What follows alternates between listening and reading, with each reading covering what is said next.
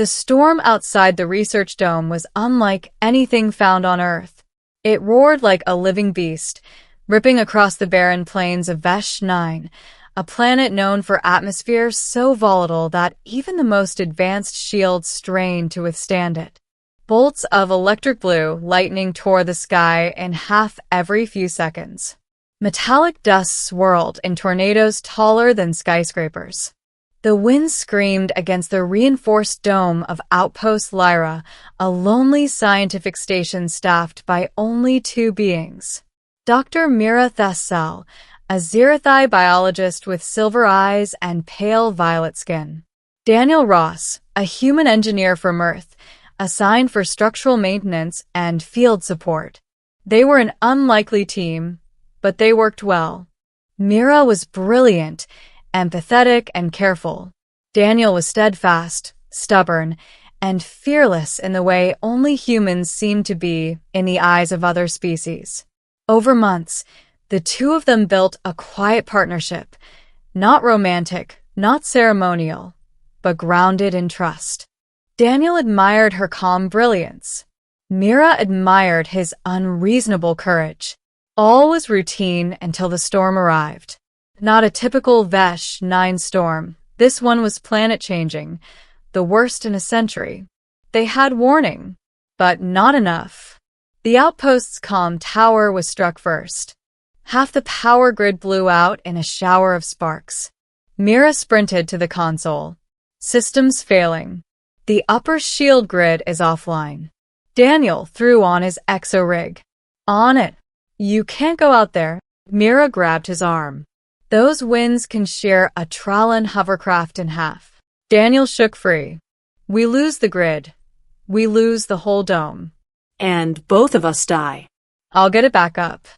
The door slammed shut behind him as he disappeared into the storm, a tiny human silhouette against a world of devouring chaos.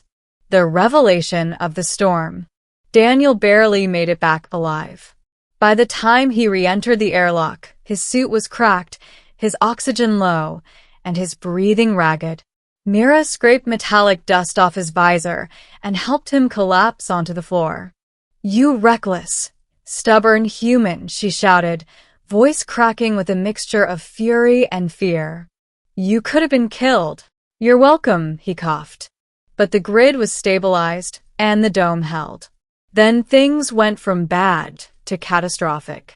A seismic tremor shook the planet, something deep beneath their feet. Mira checked the readings and gasped. Daniel, the planet's crust is destabilizing. The storm triggered a chain reaction. Outpost Lyra sits directly over a fault line. How long do we have? Hours. Maybe less.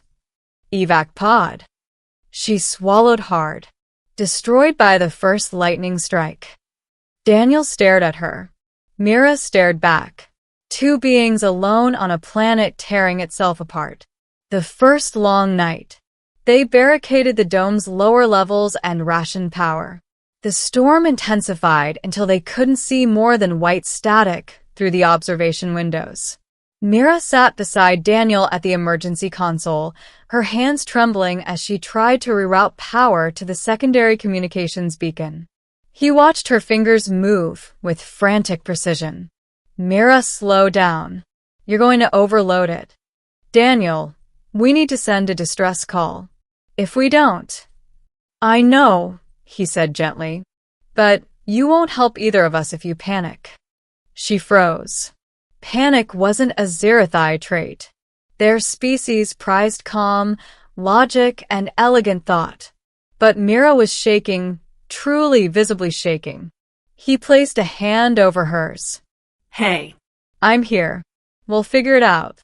Her eyes, normally reflective, like shallow pools of mercury, filled with something unfamiliar. You don't understand, she whispered. If we die here, no one will know. The Xerathi Council didn't approve this mission.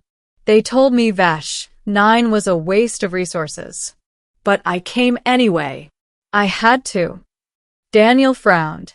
Why? She hesitated. Then softly. Because there is something buried under this planet. Something dangerous. Something my people don't want anyone to find. Daniel blinked. You want to run that by me again? Mira took a long breath. Vesh, 9 holds the remnants of an ancient species, far older than mine. My people call them the Severed Choir. That sounds friendly. They weren't. And the choir didn't die out. They simply disappeared. Without trace. But the readings I found months ago, they match choir energy signatures. If the storm exposes what lies below, the entire galaxy could be at risk. Daniel stared at her, stunned. So, you came to stop this planet from uncovering something humanity should never meet.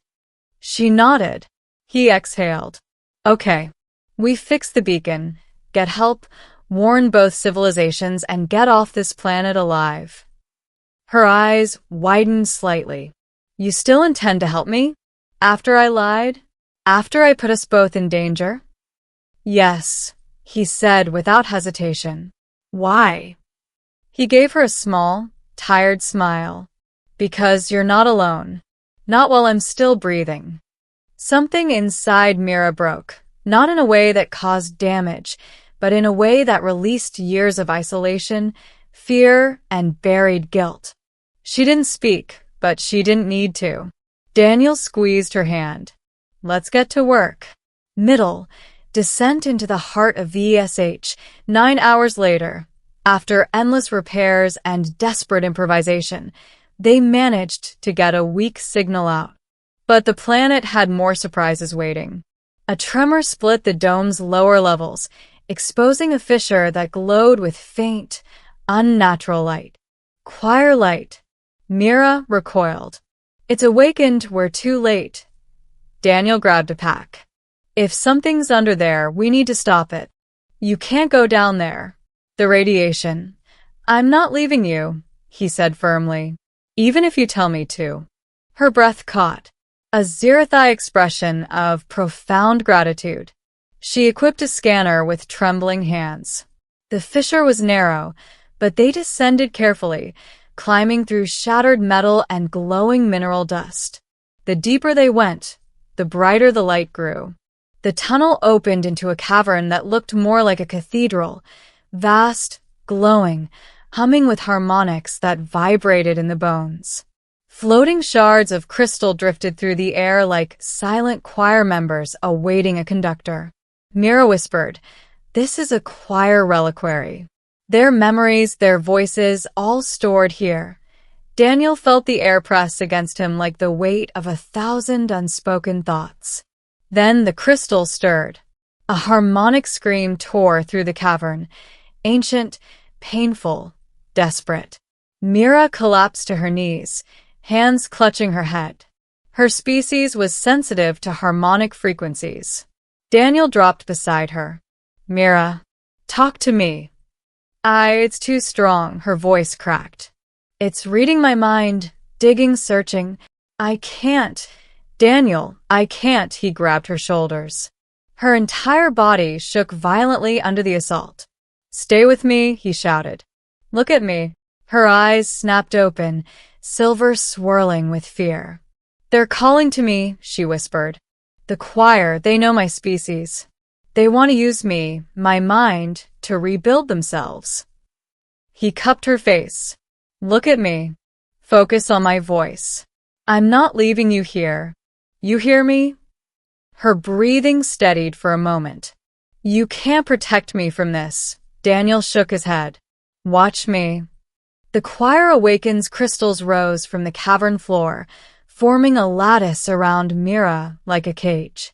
Daniel leapt forward, but a blast of energy hurled him backward.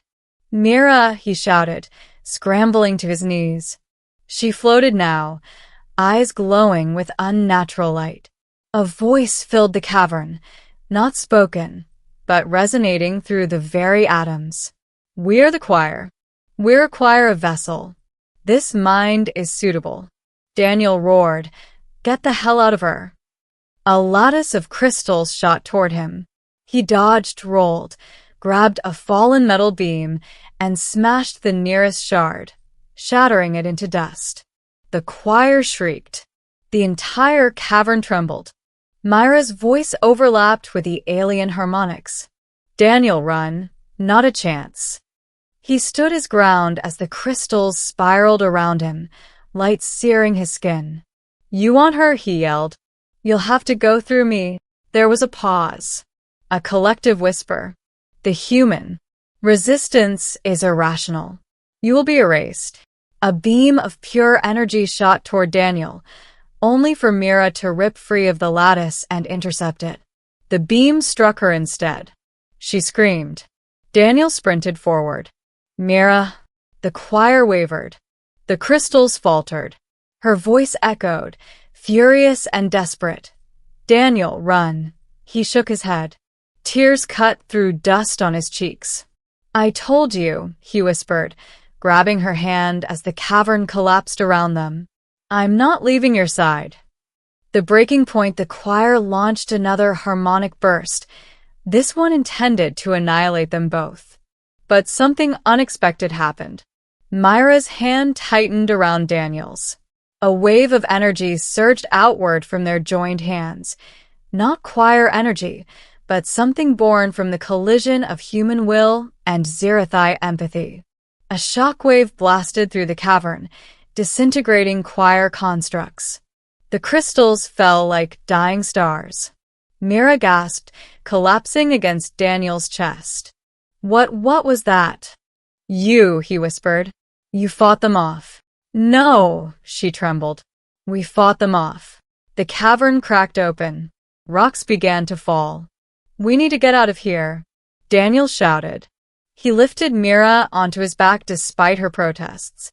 Daniel, you'll be crushed. We're going home, he said through gritted teeth. End of discussion. The ceiling collapsed behind them as they climbed, scrambled, and clawed their way to the surface. Ending.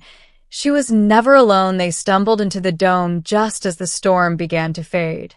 The distress beacon crackled to life. A voice came through. This is the Terran Alliance Rescue Frigate Horizon. We have your signal. Hold on, help is coming. Mira sat on the floor, trembling, leaning against Daniel's shoulder. You stayed, she whispered. You stayed even when the choir tried to take me. Daniel looked at her, exhausted but smiling. I told you, you're not alone. I'm not going anywhere. She stared at him, eyes shimmering like starlight softened by emotion. In my culture, she said softly, standing beside someone in danger is the highest form of devotion. Then consider me devoted, he said quietly. Outside, the storm cleared completely, revealing a calm violet sky. Rescue ships broke through the clouds. Mira exhaled shakily. I thought I would die here alone. You never were, Daniel replied. She leaned her head gently against his. And I never will be, she whispered. Not as long as he kept his word. And Daniel Ross was a man who never broke a promise.